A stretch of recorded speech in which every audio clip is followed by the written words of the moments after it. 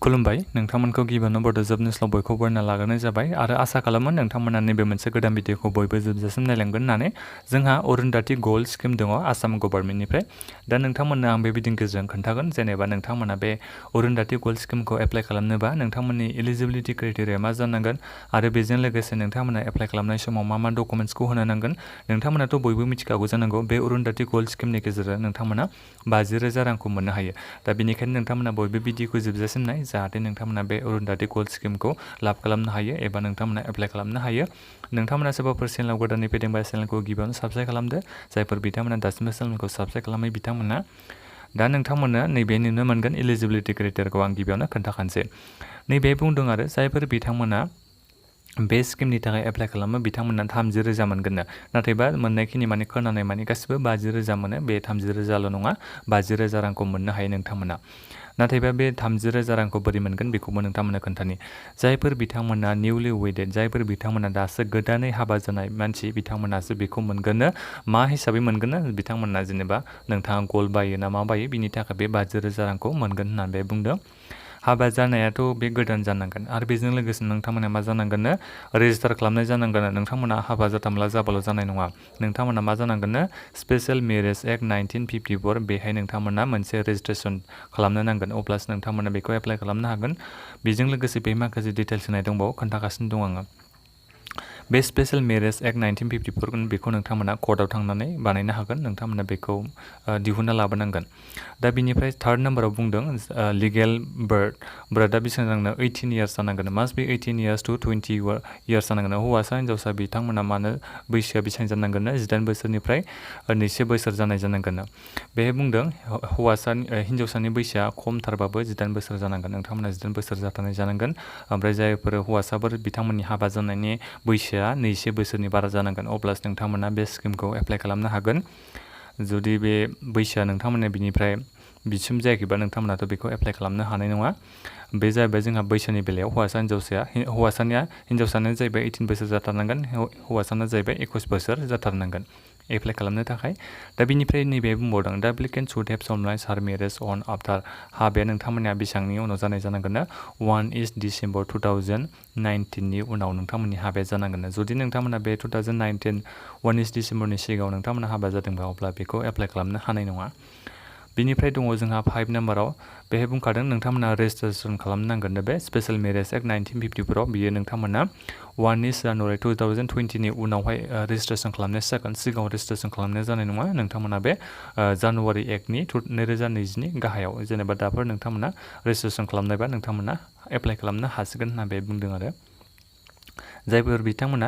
बे डेटनि सिगांबाथ' बेखौ एप्लाइ खालामनो हानाय नंलिया दा बेनिफ्राय नैबे बुंबावदों इनकामा बेसेबां जानांगोन बे हिन्जावसाफोरनि नालाय बे पेरेन्टस एबा बे गार्लसनि हिन्जावसानि न'खरनि बे बिमा बिफानि न'नि इनकामा 5 लाखनि खम जानांगोन जुदि 5 लाखनि बाराबा अब्लाथ' नोंथांमोना बे स्किमखौ एप्लाइ खालामनो हानाय नङा आरो बेखौ जायफोर हिन्जावसा मानसि बिथांमोना मोनगोन बिथांमोना गोदानै एबा फार्स्ट हाबा जानायावसो बिथांमोना मोनगोन एबा खेनसे उनाव आरो सेकेन्ड टाइम हाबा जाबावोबा बिथांमोना मोननाय नङा आरो बे स्किमनि थाखाय फैसाखौ मोननाय नङा बिनिफ्राय आरो मा जानांगोन नोंथांमोना मिथिनो हागोन जायफोर हौवा आरो हिन्जाव बिसोर सानैबो मा जानांगोन खमथारबाबो मेट्रिकखौ पास जानाय जाथारनांगोन मेट्रिकखौ जुदि नोंथांमोना पास जायालासिनो हाबा जाबायबा अब्लाथ' नोंथांमोना बेखौ एप्लाइ खालामनो हानाय नंलिया मेट्रिक पास जानाय जानांगोन सानैबो हौवासा हिन्जावसा सानैबो बेखौ बेहाय बुंदों दा बिनिफ्राय नैबे बुंदों जायफोर बिथांमोना थि ट्राइब माबायाव केटेगरियाव गोलैयो बिथांमोनाथ' जेबो फरायनायखौ नाङा जायफोर बिथांमोना थि ट्राइबाव गोलैयो दा बिनिफ्राय बे स्किमखौ नोंथांमोना मोननै अपसन एप्लाइ खालामनो हायो गिबियाव नोंथांमोना अनलाइन एप्लाइ खालामनांगोन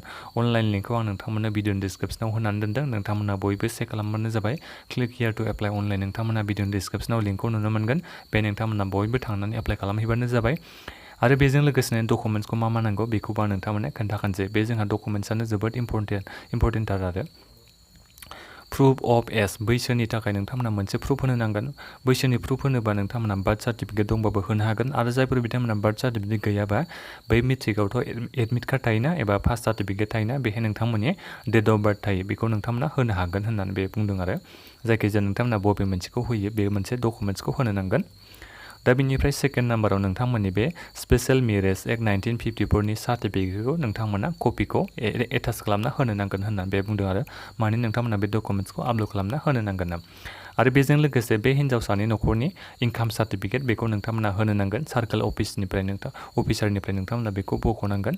इनकाम सार्टिफिकेट बे हिन्जावसानि बिमा बिफानि न'खरनिखौ इनकाम सार्टिफिकेट नांगोन।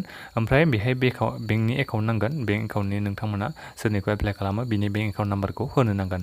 पासबुकखौबो नोंथांमोना आपल'ड खालामनांगोन। आरो बेजों लोगोसे मोनसेबाव डकुमेन्ट्स दंबावो 5 नाम्बाराव गावबुरानिफ्राय नोंथांमोना सार्टिफिकेट नांगोन। गावबुरा सार्टिफिकेट होनो जोङो जायखौ बेखौ नोंथांमोना होनो नांगोन आरो नोंथांमोना बेखौ गावबुरानिफ्राय मोननो हायो, बख'नानै लानो हायो। बे स्किमनि बागै एसे मोजाङै मिथिबावनोबा नोंथांमोना नैबे PDF फाइल दङ बेखौ नोंथांमोना डाउनलड खालामनो हागोन। आं बिनि लिंकखौ भिडिअनि डिसक्रिपसनाव होनानै दोनजोबदों। नोंथांमोना क्लिक हियार टु एप्लाइ अनलाइन बेहाय थांबानो गासिबो एप्लाइ अनलाइननि डिटेल्सखौ मोननो हागोन। जेनेबा माबोरै एप्लाइ खालामनांगौ बिनि बागैबो खोन्थादों, मा डकुमेन्ट्स नांगौ बिनि बागैबो आं एसे नोंथांमोना वेबसाइटआव होनानै दोनदों। नोंथांमोना बे क्लिक हियार टु एप्लाइ अनलाइनाव थांनानै नोंथांमोना बयबो एप्लाइ खालामहैबानो जाबाय। दा माबोरै एप्लाइ खालामनांगौ आं बेखौबो नोंथांमोननो एसे खोन्थाखानि।